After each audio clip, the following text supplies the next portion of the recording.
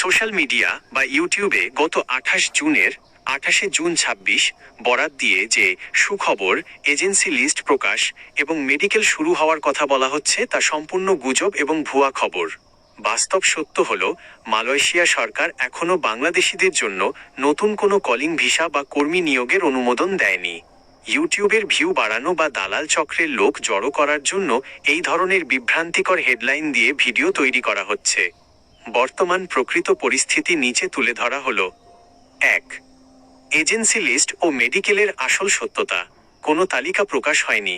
প্রবাসী কল্যাণ মন্ত্রণালয় বা মালয়েশিয়া সরকারের পক্ষ থেকে নতুন কোনো রিক্রুটিং এজেন্সির তালিকা দেওয়া হয়নি।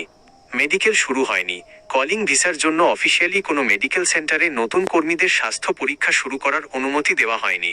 যারা মেডিকেল করানোর কথা বলছে তারা সম্পূর্ণ অবৈধভাবে টাকা হাতিয়ে নেওয়ার জন্য অগ্রিম প্রি মেডিকেল করাচ্ছে, যার কোনো সরকারি বৈধতা নেই। 2. বর্তমান পরিস্থিতি ও আলোচনার অগ্রগতি। দুই দেশের সরকারের G2G মধ্যে শ্রমবাজারের সিন্ডিকেট ভাঙা এবং কর্মী পাঠানোর খরচ কমানো নিয়ে আলোচনা চলছে। মালয়েশিয়ার অভ্যন্তরীণ কিছু নীতিগত পরিবর্তন এবং বিদেশি কর্মী নিয়োগের কোটা পর্যালোচনার কাজ চলছে। ধারণা করা হচ্ছে, সব জটিলতা কাটিয়ে 2026 সালের শেষের দিকে, সম্ভবত নভেম্বর বা তার আশেপাশে, বাজারটি নতুন করে উন্মুক্ত হতে পারে। তবে এর আগে কোনোভাবেই কলিং ভিসা ইস্যু হবে না। 3. ফটো ভ্যালিডেশন সংক্রান্ত নতুন টেকনিক্যাল আপডেট।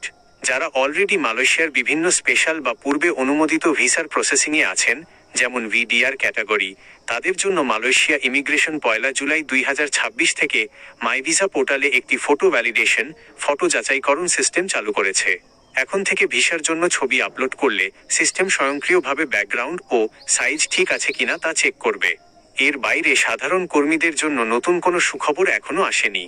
সতর্কতা ও পরামর্শ। 28 জুনের বা আজকের কোনো খবরের ফাঁদে পড়ে কোনো এজেন্সিকে অগ্রিম টাকা বা আপনার মূল পাসপোর্ট জমা দেবেন না। মালয়েশিয়ার কলিং ভিসা সত্যিই চালু হলে তা সবার আগে bmetofbmet.gov.bd এর লিঙ্কের অফিসিয়াল নোটিশ বোর্ডে প্রকাশ করা হবে। কোনো ইউটিউব ভিডিও বা ফেসবুক পোস্ট দেখে আর্থিক লেনদেন করা থেকে সম্পূর্ণ বিরত থাকুন।